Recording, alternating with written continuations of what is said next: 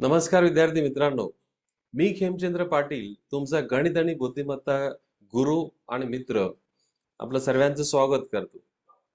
PYQ analysis series मध्ये आपण 2023च्या पेपरमधील गणित आणि बुद्धिमत्ता या दोन विषयांमधील प्रश्नांचे अनालिसिस करतोय. मागच्या दोन भागांमध्ये तुम्हाला 15 प्रश्नांचे अनालिसिस मी करून दिलेलं आहे. जे विद्यार्थी आजच्या सेशनमध्ये पूर्णपणे नवीन असतील त्यांच्यासाठी मी त्या मागच्या दोन भागांची लिंक डिस्क्रिप्शन मध्ये दिलेली आहे. तर नक्की ते व्हिडिओ बघा आणि तुम्हाला तुमच्या तयारीमध्ये अजून एक एक्स्ट्रा प्रकारचं म्हणजे एक फाईन एज आपण म्हणतो त्याला फाईन टच देण्याचं काम या माध्यमातून आपल्याला करण्याचा प्रयत्न माझा आहे. विद्यार्थी मित्रांनो, तुम्हाला सर्वांना माहिती आज होळी आहे, तर होळीच्या तुम्हाला सर्वांना खूप खूप शुभेच्छा. पुढची होळी तुमची प्रशासकीय सेवेमध्येच असेल अशी सदिच्छा व्यक्त करतो आणि आजच्या सेशनला सुरुवात करतो. या ठिकाणी प्रश्न बघा, 97 क्रमांकाचा प्रश्न तुम्हाला दिसतोय आणि प्रश्न म्हणतोय की 4, 5, 18, 13, 14, 17, 22 या मालिकेला अशीच जर तुम्ही सुरू ठेवली तर त्या मालिकेमध्ये खालीलपैकी कोणती संख्या असणार नाही, असा नकारात्मक प्रश्न विचारलेला आहे. तुम्ही जर प्रत्येक संख्या या ठिकाणी जर बघितली, तुम्ही ऑब्झर्वेशन करा बघा की प्रत्येक संख्या ही तीनाच्या पटीपेक्षा एकतर एकने जास्त आहे किंवा कमी आहे. जसं बघा, 4 जर बघितलं तर तीनाच्या पहिल्या पटीपेक्षा एकने जास्त आहे. 5 जर बघितलं तर तीनाच्या दुसऱ्या पटीपेक्षा एकने कमी आहे. तर अशाच पद्धतीने जर तुम्ही पूर्ण शृंखला जर तुम्ही तयार करायला बसलात तर तुम्हाला संख्या ही तीनाच्या पटीत मिळणारच नाही. आणि जर पर्यायांकडे जर तुम्ही नजर टाकली तर 33 ही संख्या एक्झॅक्ट तीनाच्या पटीत आहे. म्हणजे हे उत्तर तुमचं कधीच असू शकत नाही. म्हणून पर्याय क्रमांक 3 तुमचं उत्तर असणार आहे. अगदी साधा प्रश्न विचारला गेलेला आणि म्हणून मी नेहमी म्हणत असतो बघा की काही प्रश्न तुमचे क्षणार्धात सॉल्व्ह होतील. क्षणार्धात म्हणजे काही सेकंदाचा वेळ त्याच्यासाठी लागणार आहे. फक्त तो अप्रोच, तो आत्मविश्वास तुमच्यामध्ये असला पाहिजे. आत्मविश्वास फार महत्वाचा विद्यार्थी मित्रांनो. तुम्ही बरेच YouTube चॅनल्स बघतात, बरंच मोटिवेशन त्यामध्ये बोललं जातं, मोटिवेशन परत तुम्हाला गाईड केलं जातं. कंटेंट कमी आणि मोटिवेशन जास्त असं सांगितलं जातं. मी त्या मोटिवेशनच्या विरुद्ध नाहीये. पण लक्षात घ्या विद्यार्थी मित्रांनो, मोटिवेशनचा ग्राफ असा आणि मग नंतर डायरेक्ट खाली येणारा असतो. म्हणजे मोटिवेशनचा जर ग्राफ घेतला बघा तुम्ही, तर मोटिवेशनने तुम्ही एकदम पंप अप होतात आणि काही वेळानंतर ते मोटिवेशन तुम्हाला डायरेक्ट खाली आणून ठेवतो. पण जर तुम्ही सातत्य जर ठेवलं, तर तो सातत्याचा ग्राफ असा असतो आणि हे सातत्य महत्वाचं आहे. स्पर्धा परीक्षेमध्ये सातत्य महत्वाचं आहे. आणि डिसिप्लिन आणि सातत्य कशामुळे येतं? डिसिप्लिनने येतं. एक शिस्त तुम्हाला असली पाहिजे. आणि म्हणून माझा प्रयत्न आहे बघा, रोज तुम्हाला एक 20-25 मिनिटाचं काहीतरी गणित बुद्धिमत्तेवरची चर्चा तुमच्याशी होणं फार महत्वाचं आहे.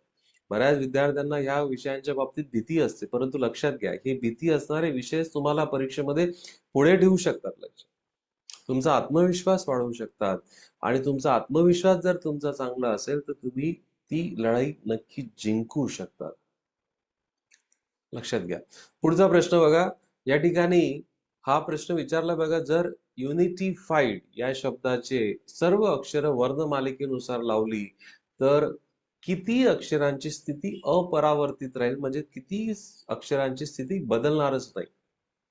कालच्या सत्रामध्ये पण मी तुम्हाला सांगितलं होतं की बरेच प्रश्न हे UPSC, बँकिंग, स्टाफ सिलेक्शन या परीक्षांमधून या ठिकाणी आयोगाच्या परीक्षांमध्ये विचारले जातात. हा त्याच प्रकारचा प्रश्न आहे बघा.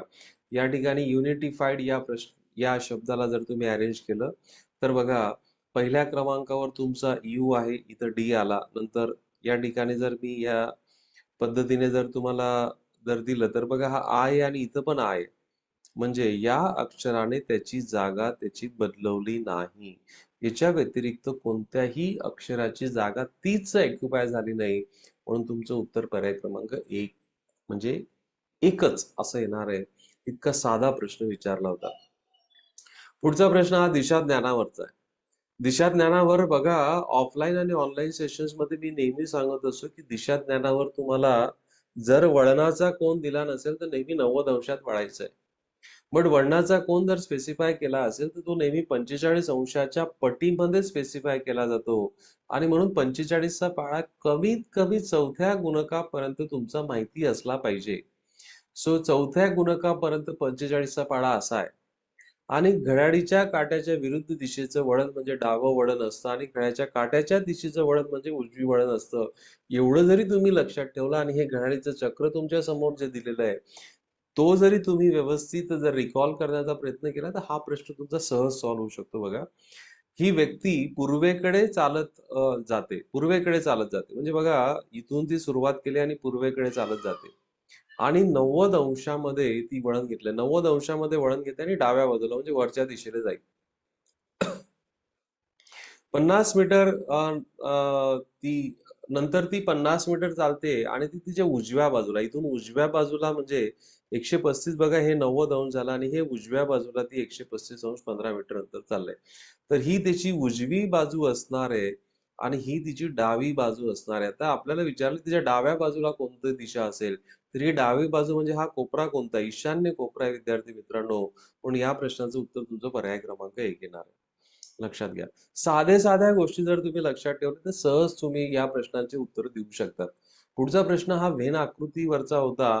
खाली एक व्हेन आकृती आणि 3 शब्दांचे पर्याय दिलेत. कोणता पर्याय व्हेन आकृतीला अचूक प्रमाणे दर्शवतो? तर थोडंसं चुकीचे उत्तर आपण निवडण्याचा प्रयत्न करू.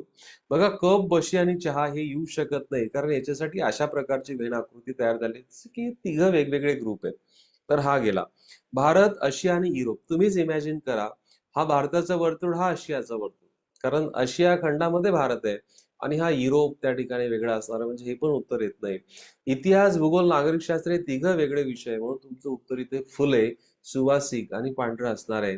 मला जर त्यातल्या त्यात जर द्यायचं झाला, हा फुलांना देईल, हा सुवासिकला त्या ठिकाणी देईल आणि हा पांढरा त्या ठिकाणी असणार आहे. पुढचा प्रश्न बघा, हा प्रश्न या ठिकाणी कोणत्याही परीक्षेमध्ये विचारला गेला नाहीये, परंतु माझा प्रयत्न असा असतो की काय विचारलं जाऊ शकतं, आता इथं थोडासा अंदाज आपल्याला बांधता यायला पाहिजे.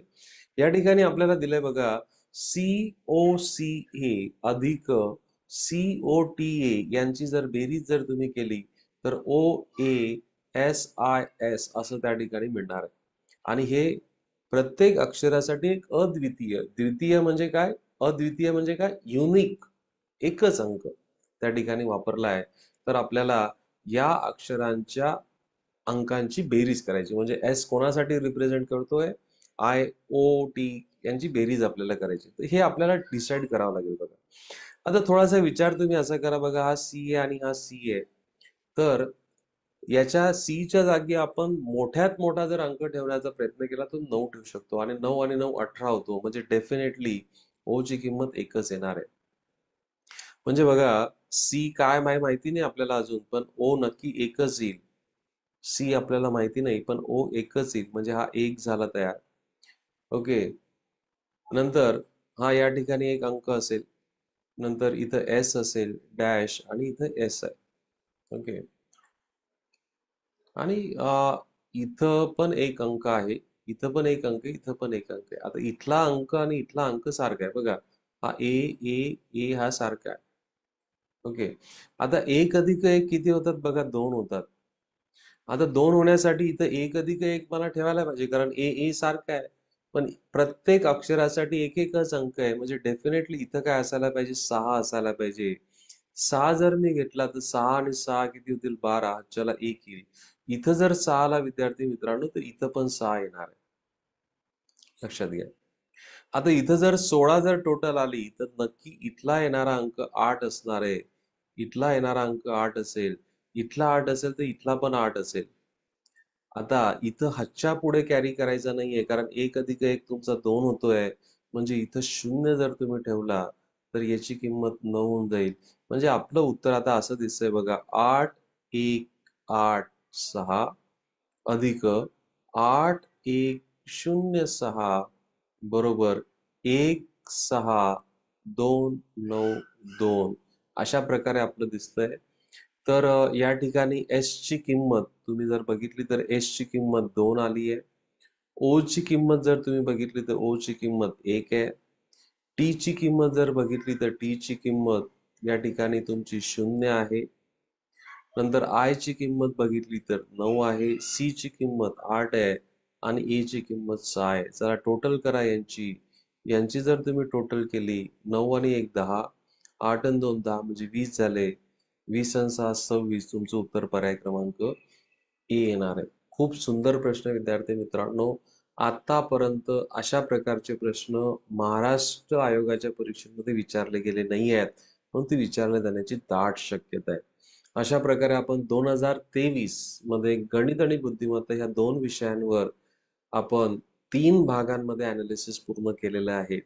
पुढचं एनालिसिस ज्यावेळेस मी पूर्ण करेल ते 2 भागांपर्यंत सीमित ठेवण्याचा प्रयत्न करेल. तुम्हाला जितकी सवय होईल तितकं तुम्हाला थोडंसं मी डिफिकल्टी लेव्हलकडे वळवण्याचा, थोडंसं आव्हानात्मक चॅलेंजेस तुम्हाला देण्याचा मी प्रयत्न करणार आहे. तर याच्यावर तुम्ही लक्ष द्या.